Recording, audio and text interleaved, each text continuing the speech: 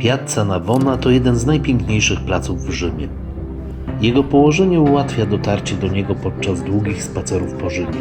Znajduje się on bowiem w drodze z Panteonu do Watykanu, więc nie sposób go przegapić. Dlatego też jest to plac, który zwiedzają wszyscy turyści przyjeżdżający do Wiecznego Miasta.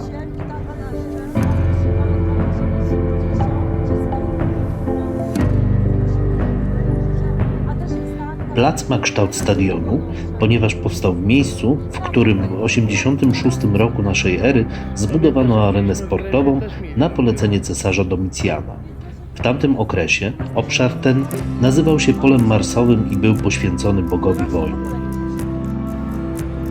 W średniowieczu chrześcijańscy władcy Rzymu nie potrafili docenić pozostawionego przez pogan dziedzictwa, więc stadion Domicjana, podobnie jak wiele innych budowli w Rzymie, pełnił dla nich funkcję kamieniołomu i znikał kawałek po kawałku z rzymskiego krajobrazu.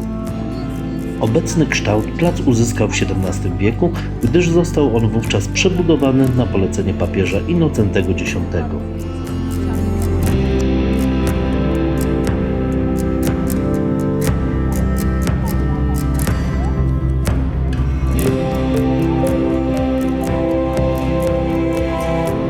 W centrum placu stoi wspaniała fontanna Czterech Rzek, pochodząca również z XVII wieku. Fontanna została zaprojektowana przez Berniniego. Słowo zaprojektowana zostało użyte celowo, gdyż największy z barokowych rzeźbiarzy samodzielnie wykonał zaledwie większość podstawy w formie skały pokrytej egzotycznymi roślinami oraz zwierzętami. Wszystkie 4 personifikacje wielkich rzek, a więc Dunaju, Gangesu, Nilu oraz Rio de la Plata, wyszły natomiast spod ręki 4 wyselekcjonowanych przez Berniniego artystów.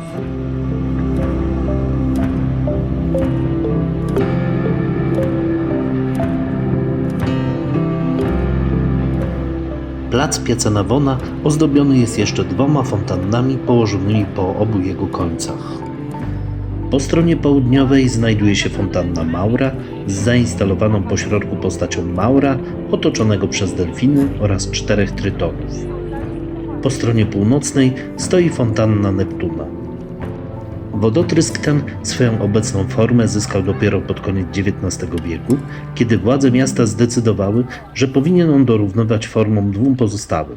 To właśnie wtedy dołożono rzeźbę przedstawiającą popularnego boga mórz walczącego z ośmiornicą, koniki morskie oraz cherubiny.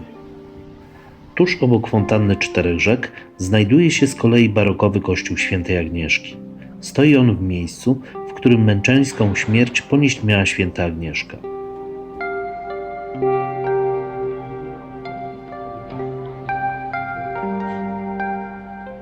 Święta Agnieszka była nastoletnią dziewicą, w momencie śmierci miała 12, a maksymalnie 13 lat, która żyła w czasie prześladowań Decjusza w III wieku lub Dioklecjana w IV wieku.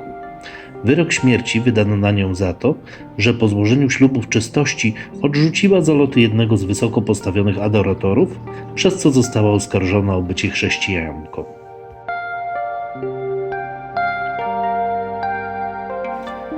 Kościół Świętej Agnieszki znajduje się pomiędzy 2 pałacami.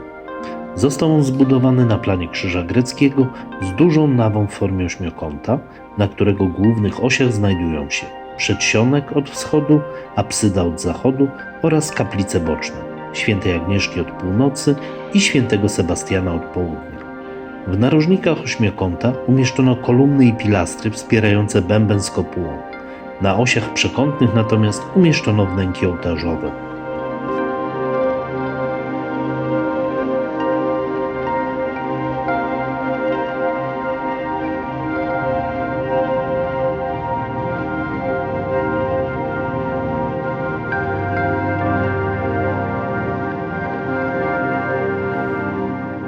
W kamienicach dookoła placu swoje dania oferują natomiast liczne restauracje.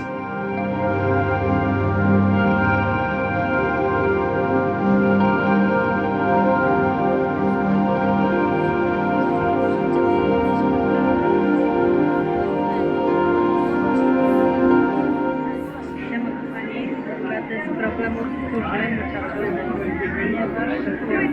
z tiramisu i to w różnych smakach i ja nie wiem, co wziąć. bo jest podobno karmel, jest truskawka, zwykłe karmel, nie wiem czy mówiłam, czy karmel, pistacja i był masło orzechowe. No i A jakie by pani chciała najbardziej? No nie wiem, pistacja albo masło orzechowe. Pistacjowe, masło orzechowe. To masło orzechowe czy tiramisu? No tiraj mi się tyraj.